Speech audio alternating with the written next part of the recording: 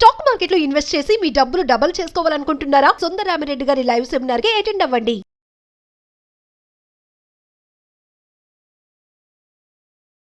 నమస్తే కళ్యాణ్ గారు. నమస్తే జయ గారు. కళ్యాణ్ గారు, అనురాధ అని ఒక ఆవిడ మనకి మెయిల్ చేశారండి. ఫ్యామిలీ ఇష్యూ అన్నమాట. కొంచెం వినటానికి కొత్తగా అనిపించింది. విషయం అయితే మన అందరికీ తెలిసిన విషయాలే, బట్ వాళ్ళ సమస్య అనేది కొంత కొత్తగా అనిపించింది. సో మీ సమాధానం కోసం మీరు ఎలాంటి సలహా ఇస్తారని చెప్పి వెయిట్ చేస్తూ ఉన్నారు. తప్పకుండా జయ గారు. కాల్ చేద్దామండి. చేయండి. మనం అన్ని తీసుకుంటున్నాం కదా జయ గారు. స్టూడెంట్ ఆస్పెక్ట్స్ తీసుకుంటున్నాం, ఫ్యామిలీ, కెరియర్ ఆస్పెక్ట్, లవర్స్ అన్ని తీసుకుంటున్నాం. అన్ని జోనర్స్ టచ్ చేస్తున్నామండి. మాక్సిమం అంటే మనం ఒక ఏరియాకి స్టిక్ ఆన్ అవుతున్నాం అనేటటువంటిది ఇది కాకుండా. అవునండి. హలో హలో, అనురాధ గారండి? అవునండి నేను జయానండి, అందమైన జీవితం ప్రోగ్రామ్ నుంచి కాల్ చేస్తున్నాను. మేడం. చెప్పండి మేడం. నమస్తే అండి, బాగున్నారా? బాగున్నానండి, మీరు బాగున్నారా? బాగున్నానండి. మీరు మెయిల్ చేశారు. సో అవునండి నాతో పాటు డాక్టర్ కళ్యాణ్ చక్రవర్తి గారు కూడా ఉన్నారు. సార్. నమస్తే సార్. నమస్తే అమ్మా. నమస్తే అమ్మా. అను చెప్పండి అనురాధ గారు, మీ వయసు ఎంత, మీ సమస్య ఏంటో చెప్పండి. మీ కెరియర్ ఏంటి? సార్ నా 33 సార్, నా ఏజ్. ప్రెసెంట్ హౌస్ వైఫ్ గానే ఉన్నానండి. సో నా ప్రాబ్లం వచ్చేసి మా ఇంట్లో మా అత్త మామలకి 2 కొడుకులండి. ఓకే. సో పెద్ద ఆయన, వాళ్ళ వైఫ్, నేను, మా హస్బెండ్, మా వారు 2వ వారు. So okay. ఉండేవాళ్ళము. ఇప్పుడు రెండో అయితే కోడలు. రీసెంట్ గా ఏం జరిగిందంటే మా మామయ్య గారికి కిడ్నీ ప్రాబ్లం వచ్చింది. ఓ కిడ్నీ ప్రాబ్లం రావటం వల్ల 2 కొడుకులను చెక్ చేస్తే మా బావగారిది మా మామయ్యకి సెట్ అయిపోయింది కిడ్నీ. మ్యాచ్ అయింది. ఓకే. అయితే ఇప్పుడు మా తోటికోడలు అనేది ఏంటంటే, ఆస్తి వచ్చేసి మొత్తం ఏదైతే ఉందో మాకు 2 ఎకరాల పొలము, 2 ఇల్లు ఇవన్నీ ఉన్నాయండి. మొత్తం ప్రాపర్టీ కలిపినా కూడా 8 crores మా వాల్యూ. సో మా బావగారి కిడ్నీ మా మామయ్య గారికి సెట్ అయింది కాబట్టి మా తోడుకోడలు ఏమంటున్నారంటే, మేము కిడ్నీ ఇస్తాము కానీ ఉన్న ఆస్తి మొత్తం మాకే ఇవ్వాలి, మాకే రావాలి.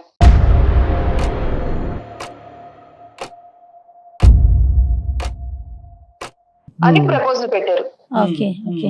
అంటే మీ బావగారి ప్రపోజలా, మీ తోటికోడల ప్రపోజల్ అమ్మా? మా తోడుకోడలు ప్రపోజల్. అంత జాయింట్ అంటే ఏం చేస్తూ ఉంటారండి అసలు ఫ్యామిలీ మొత్తం? అంటే మగవాళ్ళంతా ఏం చేస్తారు? మీ మామగారు ఏం చేస్తారు? మా మామయ్య గారు వచ్చేసి వ్యవసాయం అవి చేసుకుంటూనే ఇంట్లో ఉంటూ మొత్తం పొలాలు కౌలుకి ఇచ్చేసి అవన్నీ చూసుకుంటూ ఉంటారు ఈయన. సో మా బావగారు, మా హస్బెండ్ 2 కూడా జాబ్స్ చేస్తుంటారు. ఓకే. ఓకే. ఓకే. ఓకే. అంటే ఈ పరిస్థితి రాకముందు మామూలుగా అన్నదమ్ముల మధ్యన కానీ తోటికోళ్ళ మధ్యన మీ తోటికోళ్ళ మధ్యన రిలేషన్షిప్ ఎలా ఉందాం జనరల్ గా? అంటే ఈ ఆస్పెక్ట్, ఈ సిక్నెస్ రానంత వరకు ఓకే సార్, బానే ఉండేది. ఇబ్బంది అయితే ఉండేది కాదు కానీ, బట్ ఏ ఇంట్లో అయినా చిన్న చిన్న మనస్పర్ధలు అయితే ఉంటాయి కదా. అంటే జాయింట్ ఫ్యామిలీ అమ్మా, అందరూ కలిసి ఉంటారా? అవునండి. ఓకే. అత్తయ్య అండి? అత్తయ్య, మళ్ళీ మీకు పిల్లలు ఉన్నారండి. మాకు 2 పిల్లలు అండ్ మా బావగారి వాళ్ళకి కూడా 2 పిల్లలండి. ఇప్పుడు ఇతను సిక్నెస్ ఎప్పటి నుంచి అమ్మా? ఇతను కిడ్నీ సమస్య ఎప్పటి నుంచి ఉంది? 6 months నుంచి ఉందండి. చూసేదంతా మీరమ్మా? అంటే బేసికలీ సర్వీస్ అంతా మీది? మాది. ఏది మందులు అందించడం గానీ, హాస్పిటల్ విజిట్స్ గానీ, డాక్టర్ చెప్పిన సలహాలు ఫాలో అవటం గానీ, ఇదంతా మీరు? ఆయన దగ్గరుండి చూసుకోవటం కానీ, ఏదైనా టైం టు టైమ్ ఫుడ్ పెట్టడము, మెడిసిన్స్ ఇవ్వడం కానీ అన్ని మేమే చూసుకునే వాళ్ళం. మరి ఆవిడ ఏం చేస్తున్నారు?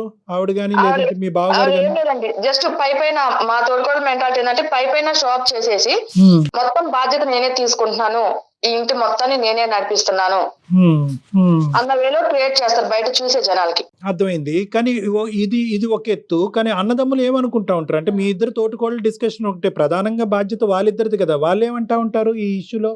అంటే డొనేషన్ చేయడానికి అతను రెడీ అయినా? మా డొనేషన్ చేయడానికి మా బావగారు రెడీ. మీ మామగారు రెడీ అయినా తీసుకోవటానికి? ఎప్పుడైతే ఇంకా ఆయనకి ప్రాణాల మీదకి వచ్చింది, ఖచ్చితంగా ఇంకొక కొన్ని డేస్ లో ఆపరేషన్ చేయాలి అన్నారు. సైలెంట్ గా ఉన్న మనిషికి వస్తా ఇప్పుడు మళ్ళా వచ్చి ఓకే నేను ఇస్తాను కానీ మాకు ఆస్తి మొత్తం ఏదైతే ఉందో అదంతా మా పేరు రాయాలని చెప్పేసి అంటున్నారు.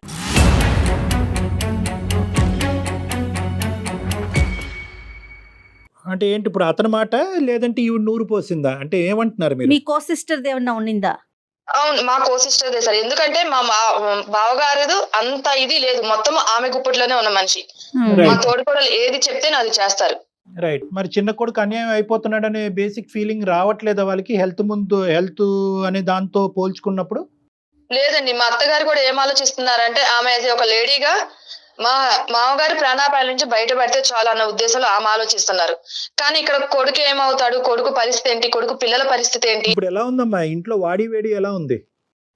వాడి వేడి ఏం లేదండి, ఎవరెన్ని చెప్పినా ఎవరెన్ని చేసినా మాకు ఫైనల్ ఆస్తి ఇస్తే మేము కిడ్నీ ఇస్తాము. ఇంకా వాళ్ళు వేరే ఎవరి మాట కూడా వినట్లేదు మా తోడుకోవాలి. చూడండి భయం వేస్తుందమ్మా నిజంగా. అతను చావు బ్రతుకుల్లో ఉండటాన్ని కూడా ఈ రోజు దీన్ని ఒక Cash వ్యాపారం చేసుకుంటున్నారు. కింద మలుపు తిప్పుకునేటటువంటి మనస్తత్వాలు ఉన్నాయా అంటే భయం వేస్తుంది నిజంగా. ఎలాంటి కాలం ఇప్పుడు ఏంటంటే ఆవిడ ఏమంటదమ్మా ఇప్పుడు అదే డీలా అంతే ఇంకేం లేదు. అసలు ఇంకా మాట్లాడే అవకాశం కూడా ఇవ్వట్లేదు సార్. ఎలా అంటే మీరు ఆస్తి రాస్తే మొత్తము కిడ్నీ ఇస్తాం, లేదంటే లేదు. ఇంకా వేరే ఎవరిని ఏ విషయం కూడా మాట్లాడటానికి ఆమె ఎక్స్పెక్ట్ చూపించట్లేదు. ఇప్పుడు మీరు రియాక్ట్ అవుతున్నారు, ఇదే ఈమెయిల్ మీ హస్బెండ్ ఎందుకు పంపించలేదు మాకు? అతను రియాక్ట్ అవ్వట్లేదు, అతనికి ఓకేనా ఈ డీల్? ఆయన ఓకే సార్, కానీ అంతే కదండి. వీళ్ళు సొంత అన్న కాబట్టి అంతే వీళ్ళు కదా. ఏం మాట్లాడలేకపోతున్నారు. సో అటు అన్న అటు తండ్రి ప్రాణం కోసం కదా. అంటే కాదు అంటే ఇప్పుడు ఓకే తండ్రిని కాపాడుకోవాలి అనేటటువంటి ఆలోచన కరెక్టే, దానివల్ల మీ హస్బెండ్ మాట్లాడలేకపోతున్నారు అన్నది అర్థం అవుతుందమ్మా. కానీ అవును. రేపొద్దున ఏంటి ఇంత చిల్లర డీల్ చేస్తున్నారు ఏంటి వీళ్ళు అనేటటువంటిది అతను కోపంగా లేదా? బ్రదర్ని నిలదీయలేదా? ఏంటన్నయ్య ఇది తప్పు కదా అని అనలేదా? నిలదీయలేకపోతున్నారండి, ఎందుకంటే అన్నయ్య ఉన్న సిచ్యువేషన్ తెలుసు. ఇక్కడ ఏదైనా ఈయన ఎదురు తిరిగి అన్న కాదు అని అంటే రేపు అన్న పరిస్థితి ఏంటి? అన్నను కూడా పట్టించుకోదు, ఈమె ఆస్తి కోసం ఇది చేస్తుంది కాబట్టి రేపు అన్నను కూడా పట్టించుకోదు. అన్న మెతకతనాన్ని చూసి ఈయన కూడా ఏం మాట్లాడలేకపోతున్నారు. ఇప్పుడు ఇతను కిడ్నీ మ్యాచ్ అవ్వలేదా అమ్మా? లేదండి, మా హస్బెండ్ కిడ్నీ మ్యాచ్ అవ్వలేదు. మ్యాచ్ అవ్వలేదు. ఒకప్పుడు మ్యాచ్ అయ్యి ఉంటే కనుక ఇతను కూడా ముందుకు వచ్చి ఉండేవారు అవును, డొనేట్ చేయడానికి వితౌట్ ఎనీ అడిగారు. డీల్స్. మా హస్బెండ్ కూడా అడిగారు, సార్ ఒకసారి చూడండి, ఫస్ట్ అనింది కూడా మా హస్బెండే. నా కిడ్నీ అంటే మ్యాచ్ ఏదైనా చూడండి, మా నాన్నగారికి నేను ఇస్తాను అని చెప్పారు. కాదమ్మా ఈ రోజు మీరు మాకు ఈమెయిల్ పంపించడానికి ప్రధానమైన కారణం ఏంటమ్మా? ఆవిడ అంత బలంగా డీల్ క్లోజ్ చేసినప్పుడు మా దగ్గర నుంచి మీరు ఏమి ఎక్స్పెక్ట్ చేస్తున్నారు అనురాధ గారు? మా పిల్లల కోసం మా బావగారు వీళ్ళందరూ ఉన్నారు కాబట్టి ఎటు నుంచి ఏ సమస్య రాకుండా మీరు ఏదన్నా తగిన సలహా ఇస్తారు. ఆమె ఇంకెవరి మాట వినే సిచ్యువేషన్ లేదు. మేము ఎవరినైనా కూర్చోబెట్టి పెద్ద మనుషులు కూర్చోబెట్టి మాట్లాడాలన్నా కూడా వినే సిచ్యువేషన్ లేదు. పెద్ద మనుషుల మాట కూడా ఆవిడ వినట్లేదు. ఇప్పుడు ఎంత టైం ఉందమ్మా మనకి ఈ డిస్కషన్ కి? ఇప్పుడు ఇది ఇంపార్టెంట్ కదా, అతని ప్రాణం కంటే మించింది ఏదీ లేదు. అవును, ఎంత వయసు ఉండొచ్చమ్మా మీ మామగారికి? మా మామగారికి 69 ఉంటాయండి. 69 years. ఇప్పుడు ఎంత టైం ఉందని చెప్పారు డాక్టర్స్? అంటే ఎంత టైం లోపల మనం సర్జరీకి వెళ్ళాలి, ఐ మీన్ ట్రాన్స్ప్లాంటేషన్. ట్రాన్స్ప్లాంటేషన్కి వెళ్ళాలి? 1 week అండి. అబ్బో, అయ్యో, కాబట్టి ఆమె ఇంత గట్టిగా కూర్చున్నారు. అది థ్రెట్. ఇది లిటరలీ చెప్పాలి అంటే ఇది ఒక బ్లాక్ మెయిల్ థ్రెట్ అనుకోవచ్చు. బెదిరింపే. రెడ్ మీద టైం ఎక్కువ లేదు, తక్కువ టైమే ఉంది.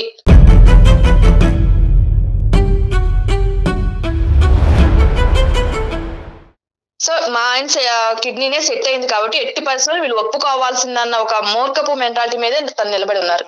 బట్ వర్స్ట్ కమ్ సినారియోలో ఏంటంటే పెద్ద ఆయన ప్రాణాలే కాపాడాలి, ఒక 1 week ఉంది అనేటటువంటి ఆలోచనతో తర్వాత సంగతి తర్వాత చూద్దాం అనే ఉద్దేశంతో మీరు ఆస్తిని వదులుకోవడానికి రెడీగానే ఉన్నారా? సో ఇక్కడ 2 ఉన్నాయి సార్. ఒక పక్క మామయ్య గారి పెద్ద మనిషి, ఆయన ప్రాణం.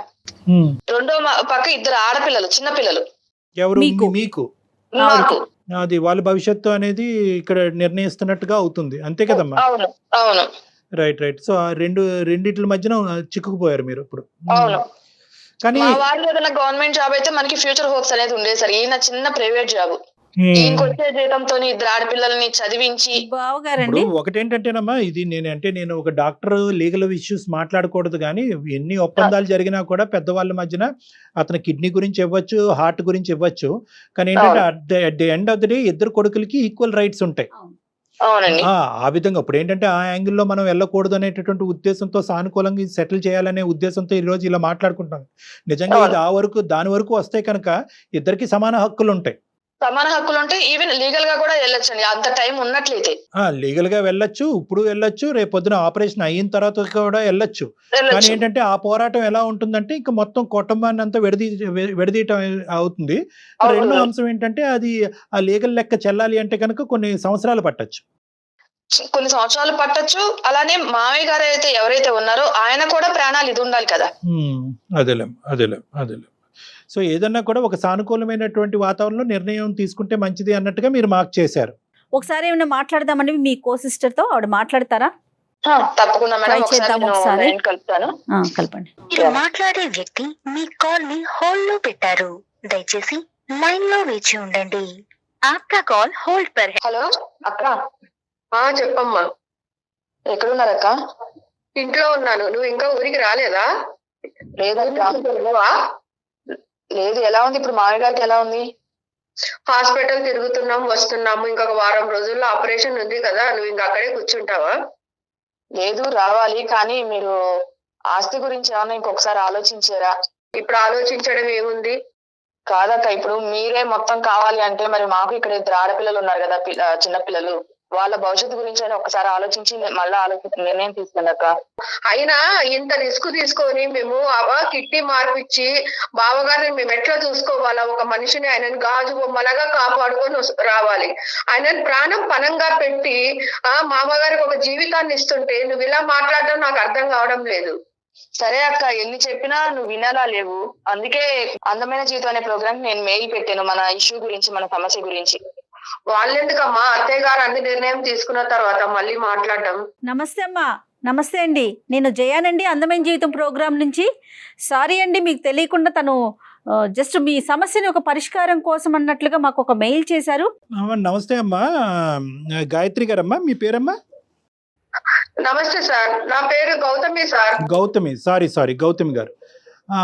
అమ్మ, ఇప్పుడు చూడండి, మీకు ఇదేంటంటే వారం రోజుల్లో సర్జరీ పెట్టుకుని ఇదంతా చాలా అసందర్భంగా మీకు అనిపించవచ్చు. కానీ ఏంటంటే ఎంతమంది పెద్ద మనుషులు వచ్చినా చెప్పినా కూడా నాకు అతని ప్రాణాలు ఎంత ఇంపార్టెంటో ఇక్కడ నాకు రావాల్సినటువంటి మొత్తం షేర్ అంతా నాకే రావాలి అనేటటువంటి అభిప్రాయం. ఎందుకంటే మా హస్బెండ్ రిస్క్లోకి వెళ్ళి అతను డొనేట్ చేస్తున్నాడు అనేటటువంటి ఆలోచన మీకు ఉన్నా కూడా కొంతమంది చూసేటటువంటి ప్రేక్షకులు కానీ నాలాంటి వాళ్ళు కానీ అవును కదా, అతను కూడా ప్రాణాలకు పణంగా పెట్టి ఒక కిడ్నీ డొనేట్ చేయటం, రేపొద్దున ఇతని కిడ్నీకే ఏదైనా ప్రాబ్లం వస్తే కనుక ఈ పిల్లల భవిష్యత్తు ఏంటి అనే పరిస్థితి ఏర్పడటం వల్ల అతను బహుశా ఇది ఆస్తికి ముడిపెట్టచ్చు అనేటటువంటి ఆలోచన ఉన్నా కూడా ఎక్కడో ఇది సిచ్యువేషన్ని అడ్వాంటేజ్ తీసుకుని మీరు దీన్ని ఒక వ్యాపార రీత్యా ముందుకెళ్తున్నట్టు నాకు అనిపిస్తుందమ్మా. అంటే ఈ వర్డ్ నాకు, అంటే మీరు ఎంత సేవ చేస్తున్నారు మీ మామగారికి, మీరు ఎంత ముందుకు రావాల్సింది వచ్చింది. ఎందుకంటే ఎంత తండ్రి అయినా కూడా డొనేట్ చేయటం అనేటటువంటిది ఒక పెద్ద ప్రక్రియ. ఎందుకంటే డోనర్కి రెసిపియంట్కి ఈక్వల్గా హెల్త్ రిస్క్ ఉంటుంది. ఇతనికి ఎనస్థీషియాలోకి వెళ్ళాలి, రేపొద్దున ఇతనికి ప్రాబ్లం వస్తే కనుక ఇంకో సమస్య రావచ్చు, ఇలాంటి రకరకాలు ఉంటాయి. సో ఇక్కడ మీరు చేసినటువంటి సాక్రిఫైస్ ఎంత గొప్పగా మాట్లాడుకోవచ్చో, మీరు అడిగినటువంటి డిమాండ్ వల్ల మీరు మిమ్మల్ని అంత కిందకి దిగజార్చుకున్నారు అనేటటువంటి అభిప్రాయం నాకు కలుగుతుందమ్మా. ఇదేదో డీల్ కుదుర్చుకున్నట్టు అనిపిస్తా ఉందండి వింటుంటే. లేదు మేడం ఆ మాట అసలు అనకండి. మీకు తెలియని ఒక విషయం చెప్పమంటారా? తను నా తోడికోడలే కాకుండా నా సొంతం చెల్లెలు కూడా మేడం. మేము ఇద్దరం ఒకింటి నుంచి ఇక్కడ వచ్చినాం మేడం.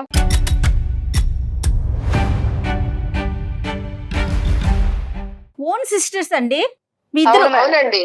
మరి అనురాధ దగ్గర అసలు ఆ మాట అనలేదు మీరు? నేను అనకపోవడానికి ఇక్కడ ఒక రీజన్ ఉంది మేడం. తిను ఏదైతే ఆస్తి కోసం పోరాడుతుందో అంతకుముందు మా పుట్టింటి వాళ్ళతో కూడా మాకు రావాల్సిన డబ్బులు ఏదైతే ఉన్నాయో అవి కూడాను నేను పెద్ద కూతురుగా నేను బాధ్యత తీసుకున్నప్పుడు నువ్వు అన్ని కూడా తనకే ఇస్తారు, తనకే చేస్తారని ఈవెన్ మా తల్లిదండ్రుల మీద కూడా గొడవ పెట్టుకొని వచ్చిందండి.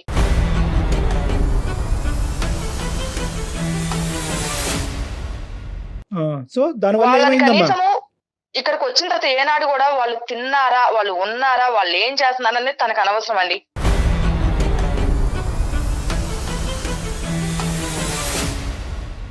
సార్ ఎనస్థీషియా ఇచ్చిన తర్వాత ఆయన ఒక పేషెంట్ లాగా అయిపోతాడు. ఇంకా ఎవరు సార్ మాకు చేసేవాళ్ళు?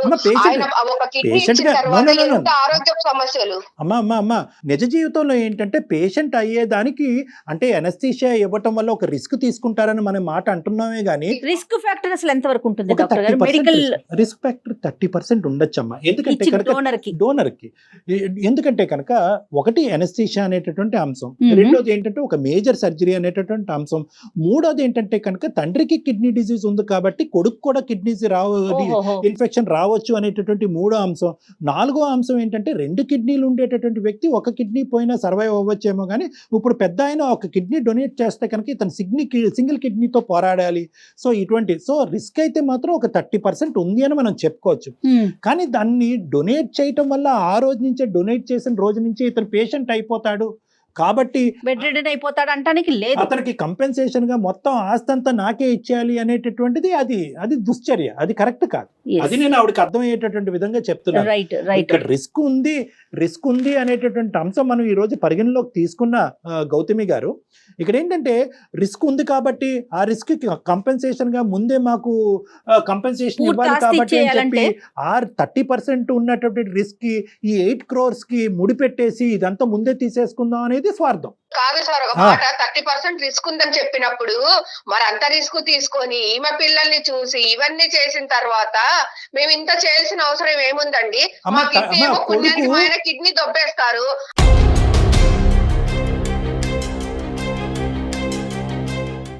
మా మరిది అసలు నోట్లో నాలుక లేనోడండి, ఈమె కొంగున కట్టుకొని తిరుగుతుంది, మీకు తెలియట్లేదు. ఎందుకు వచ్చిన కర్మ అండి ఇదంతా? ఎందుకు వచ్చిన బాధ?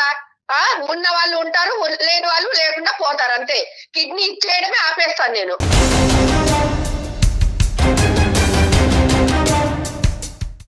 ఎందుకు వచ్చింది మాకు ఈ బాధ చెప్పండి? పెద్ద మనుషుల ముందు కూడా ఇట్లే మాట్లాడతారు. సరిపోద్దండి, బయటకేమో అన్ని చేస్తున్నాము, నేను చేస్తున్నాను, బయట జనాలందరికీ నేనేదో కష్టపడుతున్నానని చూస్తారండి. ఇంట్లో పనులు చేసే వాళ్ళకి ఇవన్నీ కుదరదు కదండి. కాదండి, సొంత ఒక తల్లి కడుపును పుట్టిన మీ ఇద్దరు ఇట్లా పోట్లాడుకోవచ్చు ఒక చిన్న విషయానికి, అది డబ్బుల కోసమా? ఒక పక్కన పుట్టినీళ్ళు, ఒక పక్కన మెట్టినీళ్ళు. ఆల్రెడీ మీ ఇద్దరికి ఒక బంధం ఉంది, రక్త బంధం ఉంది. ఏం కళ్యాణ్ గారు, కాదమ్మా, బయట నుంచి వచ్చిన పిల్లలు కూడా కాదు. అసలు నాకేం మాట్లాడాలో కూడా అర్థం కావట్లేదు.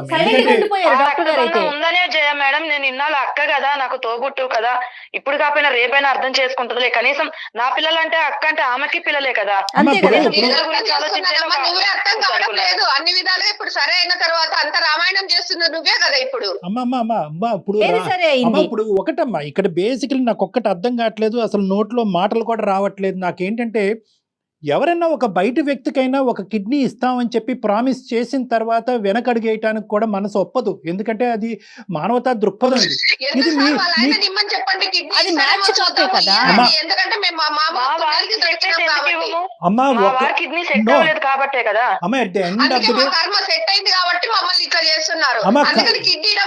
అనుకోండి, ఆశలో సమభాగం తీసుకుంటారు. ఎవరికి ఎంత వస్తే అంతే ఇస్తారు కదా. వచ్చిన తలనొప్పి. గౌతమి గారు ఆ పెద్ద ఆయన ఈ మాటలన్నీ వింటే కనుక వారం రోజుల తర్వాత సర్జరీ కూడా వద్దు, ఈ క్షణాన్ని నేను చచ్చిపోతానని అంటాడు అతను.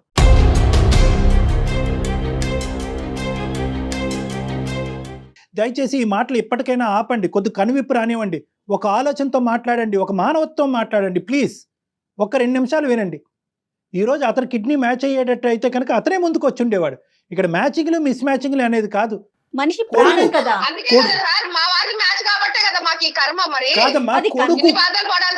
అమ్మ కర్మ అనేటటువంటి మాట అంటూ మీరు దయచేసి ఆ కిడ్నీ ఇవ్వాల్సినటువంటి అవసరం కూడా లేదమ్మా. ఇది దరిద్రం ఇది. ఎందుకంటే కనుక ఆ కర్మ అనుకునేటటువంటి ఆలోచనతో మీరు మీ ఆయన ముందుకొచ్చి కిడ్నీ ఇచ్చినా కూడా మ్యాచ్ అయినటువంటి కిడ్నీ మిస్ మ్యాచ్ అవుతుందేమో. అది బాధ్యత కాదా మీకు? ఎందుకంటే ఇవ్వటం అనేటటువంటిది కేవలం శారీరకమైనటువంటి మ్యాచింగ్ ఒకటే కాదమ్మా, సైకలాజికల్ మ్యాచింగ్ అనేది కూడా ఇవ్వాలి, ఉండాలి. అక్కడ ఇచ్చేటటువంటి వాళ్ళు అమ్మ, ఇచ్చేటటువంటి వాళ్ళు బాధ్యత అంటే ఏంటక్క? 8 కోట్ల ఆస్తి వచ్చేటప్పుడు కిడ్నీ ఇస్తారు, అదే ఆస్తి రాకపోతే కిడ్నీ ఇవ్వరు. ఇదేనా మీ బాధ్యత? మీ బాధ్యత అనేది ఇక్కడ కనిపించట్లేదా జనాలకి?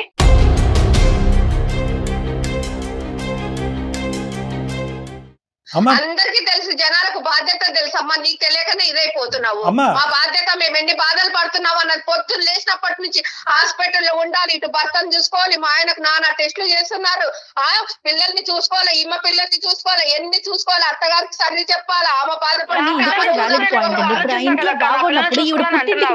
పిల్లలు చూసుకునేటప్పుడు నువ్వు ఆలోచిస్తావు కదా. కాదమ్మా, పిల్లల గురించి ఆలోచన రావట్లేదు. అనురాధ ఇప్పుడు ఒకటి ఇక్కడ ఏంటంటే ఆవిడ ఎప్పుడైతే కనుక కిడ్నీ ఇవ్వటానికి డబ్బులకి ఆస్తులకి ముడిపెట్టిందో ఆవిడ ఆటోమేటిక్ గా చెడు అనే కేటగిరీలోకి వెళ్ళిపోయింది. కానీ ఇక్కడ ఆవిడ చెప్పేటటువంటి ఒక వ్యాలిడ్ పాయింట్, మిమ్మల్ని అడగవలసినటువంటి ఒక ముఖ్యమైనటువంటి అంశం ఏంటంటే, ఇంట్లో ఇంత స్ట్రెస్ టెన్షన్ ఉన్నప్పుడు, ఆవిడ అంత కష్టపడుతున్నప్పుడు మీరు ఎందుకు ఆ బాధ్యతను పంచుకోవట్లేదు? పోనీ హాస్పిటల్ పరమైనటువంటి అంశాల్లో మీరు అది చేసుకోలేనప్పుడు అట్లీస్ట్ కుటుంబానికి సంబంధించినటువంటి బరువు బాధ్యతలు మీరు చేపట్టచ్చు కదా. ఏ రోజు వచ్చి వంట చేయదండి, ఏ రోజు వంటగదికి వచ్చి వంట చేయదు. ఆమె పిల్లలు కానీ కనీసం అని అంటే తెలుసా, పెద్దమ్మని నా దగ్గరికి పరిగెత్తుకుంటూ వస్తారు, ఏదైనా కావాలంటే వాళ్ళు నన్నే అడుగుతారండి. నిద్ర మంచం లేస్తే పిల్లలు నా దగ్గరికి వస్తారండి, నన్నే ప్రతి ఒక్కటి అడుగుతారండి. మీరు రెస్పాన్సిబిలిటీ వంట చేయనీది పిల్లలు వస్తారంటుంది కదా. వంట చేయకపోవడానికి కారణాలు ఏంటంటే, కూరగాయలు కోసి ఇచ్చి మొత్తం సిద్ధంగా పెట్టాను నేను వండాలి, నేను వండే నలుగురు తినాలి, ఈ అమ్మాయి చేస్తుంది వంట చేస్తుంది అనిపించుకోవాలా. నా పిల్లలు పెద్దమ్మ అది అంటే మొత్తం బీరువా తాళాలు గాని, డబ్బు వ్యవహారాలు గాని అన్ని ఆమె నడపాలి.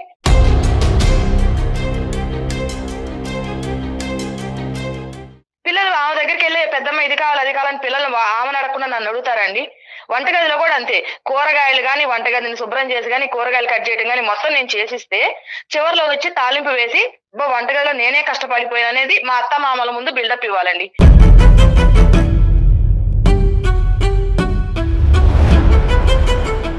అమ్మ అనురాధ గారు అండ్ గౌతమ్ గారు దయచేసి వినండి. మీ తోటికోడలు ఎంత దారుణంగా మాట్లాడుతుందో లేదు. చూశారు కదా సార్ మీరు.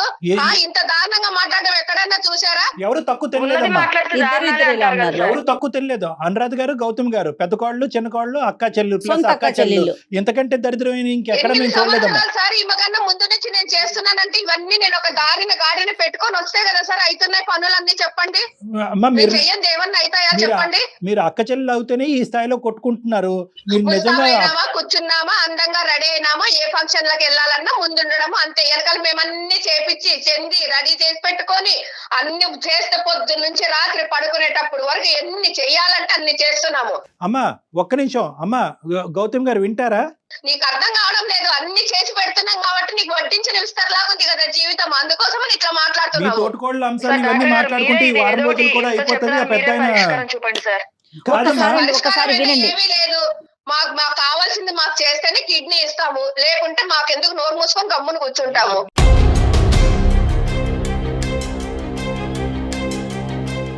నీ కిడ్నీ ఇవ్వాల్సిన పరిస్థితి వస్తే ఇంకెంత రెచ్చిపోయేదాను. అతని కిడ్నీ కాబట్టి సరిపోయింది.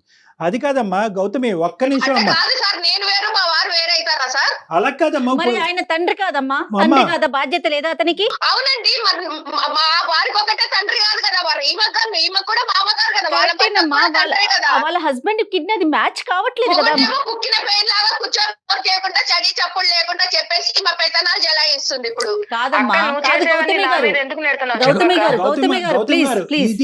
ఇది ఒకటమ్మా. వాళ్ళకి అవకాశం రాలేదు, మీకు అవకాశం వచ్చింది. ఇది ఒక పుణ్య కార్యక్రమం కింద చూడండి అమ్మా. పెద్ద ఆయనకి దానం చేయటం అనేటటువంటి దయచేసి వ్యాపార దృక్పథంతో చూడకండి.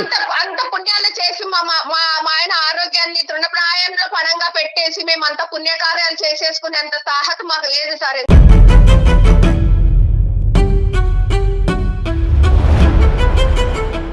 డబ్బులు ఇస్తే కనుక ప్రాణాలు పణంగా పెట్టేస్తారు, అంతే కదా మీరు చెప్పేది? 8 కోట్లు ఒక మొత్తం మనిషిని ఆస్తి అంతా కూడా మీరు మింగేస్తే కనుక ఒక మనిషిని కాపాడుతున్నారు కదండి. ఎవరు కాపాడుతున్నారమ్మా? వారు తన తండ్రి ప్రాణాన్ని కాపాడేటటువంటి ఒక పుణ్యం ఆ అబ్బాయికి దక్కుతుంది అనేటటువంటి ఉద్దేశంతో కాపాడండి. కాపాడుతున్నాడు కాబట్టి మొత్తం ఆస్తి అంతా సార్, ఇంకా అంతకు మించి గౌరవం మాకు ఇవ్వాలా? ఇంకా మమ్మల్ని అదేమో అంటారు చూసినారు, మమ్మల్ని నెత్తిన పెట్టుకొని పూజించుకోవాలా వాళ్ళు? అమ్మ ఖచ్చితంగా జరుగుతుందమ్మా, తీసుకుంటున్నప్పుడు ఖచ్చితంగా జరుగుతుందమ్మా. నెత్తిని పెట్టుకుని పూజించడం అనేది జరుగుతుందా, ఏం జరుగుతుందా అన్నది తర్వాత చూద్దాం. కానీ ఈ రోజు ఎప్పుడైతే కనుక మీరు కిడ్నీ ఇస్తున్నాం కాబట్టి మొత్తం ఆస్తి అంతా మాకివ్వండి అనేటటువంటి మాట పొక్కి రేపొద్దున బయటకు వెళ్తుందో మీకు ఉన్న పరువు కూడా పోతుందమ్మా. మీ పిల్లలు కూడా రేపొద్దున మిమ్మల్ని గౌరవించరు.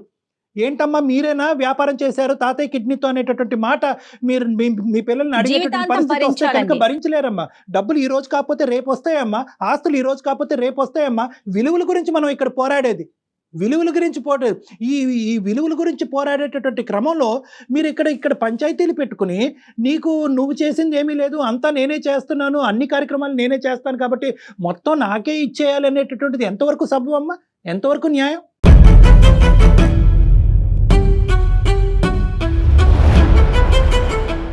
అతను పోతే పోయాడు, మేము కిడ్నీ మాత్రం ఇవ్వము, ఆస్తి వస్తే కనుక అతను బతికించుకుంటా, లేదంటే అతను చచ్చిపోవటానికైనా అతను కొరువు పెట్టడానికైనా మేము రెడీ అనేటటువంటి పదాలు మీరు వాడుతుంటే మానవత్వం ఏ దిక్కుతోచని పరిస్థితికి పోతుంది అనేది భయం వేస్తుందమ్మా.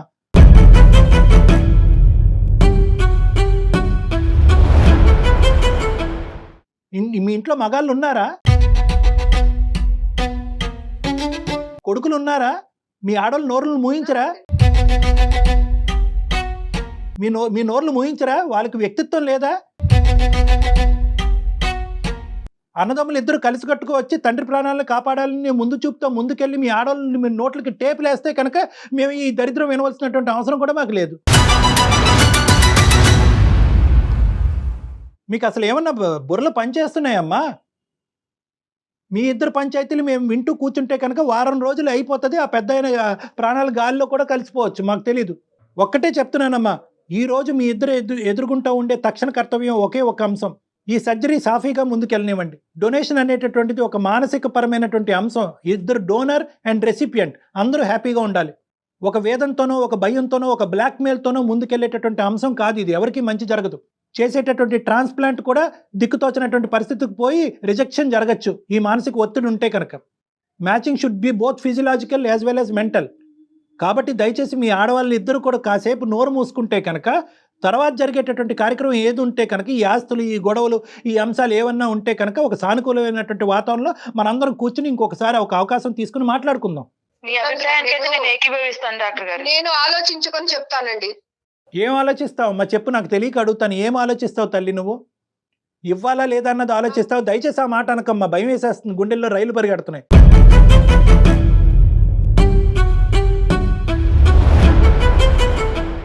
ఇవ్వాలా లేదా అన్నది ఆలోచిస్తావా? ఏం ఆలోచిద్దాం అనుకుంటున్నారు మీరు? నా దగ్గరికి రావడానికి ఆలోచిస్తారా?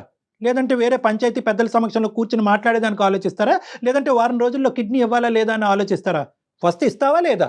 ఇస్తాం సార్, ఇస్తాం సార్. ఇచ్చిన తర్వాత ఏం చేద్దాం? ఇచ్చిన తర్వాత కిడ్నీ ఇవ్వమని చెప్పండి సార్. తర్వాత మీ దగ్గరకు వచ్చేసి మీ సమక్షంలోనే ఏదైనా రాతకోతలు ఉన్నా కూడా ఏదైనా ఫైనల్ డెసిషన్ ఉన్నా కూడా మీ సమక్షంలోనే ఒక మీ లాయర్ నిర్ణయంతోనే ముందుకెళ్తాం సార్. కాదమ్మా, ఒక అడ్వకేట్ ని పెట్టుకొని ముందు డాక్టర్ గారు చెప్పినట్టు సజావుగా ఆ సర్జరీ ఏదో అయితే ఆ పెద్ద ఆయన కొంచెం ఊపిరి పీల్చుకుంటాడమ్మా. అది అయిపోయినాక కూర్చుందాం. అవును. డాక్టర్ గారు మీరు మీ తప్పకుండా ఫ్యామిలీ తరపున ఎవరు వస్తే వాళ్ళు ఒక అడ్వకేట్ ని కూర్చోబెట్టుకొని ఎందుకంటే ఇది మాట్లాడదాం. ఇది ఏం ఏంటంటే కళ్యాణి గారు? Correct madam. ఎందుకంటే ఇది దురదృష్టం ఏంటంటేనమ్మా, ఇది ఇప్పుడు పాలు ఇప్పుడు పొంగిని మీ ఇద్దరి మధ్యన అక్కా చెల్లెల మధ్యన ఉండేటటువంటి విరుచుకుపడేటటువంటి ఈ పరిస్థితి దురదృష్టం కొద్దీ అతను కిడ్నీ డొనేషన్ అనేటటువంటి పరిస్థితి వచ్చినప్పుడు ఇది వచ్చింది. బెండకాయ ఆవిడ కట్ చేస్తుందండి, ఉప్పు నేనేస్తానండి, వాకిళ్ళు ఆవిడ ఊడుస్తుందండి, కల్లాబు నేను జల్లుతానండి. ఏందమ్మా ఈ గోలంతా? లేదంటే ఇద్దరు పనులను పెట్టుకోండి, ఆ పనులకి ఇచ్చి పనులు చేసుకోండి, మీ ఇద్దరు సాఫీగా పెద్దవాళ్ళని చూసుకోండి. సో ఇవన్నీ కూడా మనం ఒక సానుకూలమైనటువంటి వాతావరణంలో కూర్చుని మాట్లాడుకుందాం. ఫస్ట్ నా విన్నపం మీరు ఇందాక చెప్పినట్టుగా ఏంటంటే పెద్ద ఆయన సర్జరీ వరకు ఎటువంటి ఆటంకం లేకుండా, ఎటువంటి డిఫరెన్స్ ఆఫ్ ఒపీనియన్ లేకుండా మీరు చేయించడం అన్నది ఇంపార్టెంట్. దానికంటే ముందు నేను ఇంకోటి కూడా అంటాను, ఎలాగైతే మీరిద్దరు మాట్లాడారో ఒకసారి మీ హస్బెండ్స్ కూడా నాతో ఒకసారి మాట్లాడిపించండి. ఎందుకంటే ఇక్కడ వాళ్ళు ఇద్దరికి ఒకరికి 4 లేదు అనుకున్నాం, ఇద్దరికి 4 లేదు అనిపిస్తుంది నాకు. ఈ టాపిక్ దయచేసి ఇక్కడతో ఎండ్ చేయండి. ఓకే అనురాధ గారు అండ్ గౌతమి గారు, ఓకే మేడం. వన్స్ సర్జరీ అయిపోయినాక మళ్ళీ మాట్లాడదామండి, ఒక్కసారి కూర్చుందాం. ఏమండి? సరే మేడం. రైట్ Okay, అండి. good thank you luck so అమ్మా. మచ్. All the best. నమస్తే. థ్యాంక్ యూ అండి. Thank you. నమస్తే అమ్మా. Okay madam. నాకైతే అసలు ఇది ఒక ఎండికి రాదు, అసలు పెద్ద అయిన జీవితం ఏమైపోతుంది అనిపించి అంతకన్నా ఆశ్చర్యం ఏంటంటే ఇద్దరు అక్కా చెల్లెళ్ళు. చాలా ఆశ్చర్యం వేసిందండి. ఒక ఇంట్లో పెరిగిన పిల్లలకి ఇలా ఉంటుందా? డబ్బుల పరంగా వచ్చేసరికి అంటే ఆస్తి అనే విషయం అంశము తెర మీదకి వచ్చేసరికి ఇంకా సొంత అక్క లేదు, చెల్లి లేదు, అన్న లేదు, తమ్ముడు లేదు. అంతే కదండి. Money makes everything and money makes monkey things అంటారు కదా. ఇవేనేమో మంకీ థింగ్స్ ఇవన్నీ. ఏదేమైనా ముందు సర్జరీ అయిపోతే దాని తర్వాత కార్యక్రమం ఏదో మనం చూడొచ్చు. అవును మేడం. రైట్ కళ్యాణ్ గారు, నమస్తే. నమస్తే.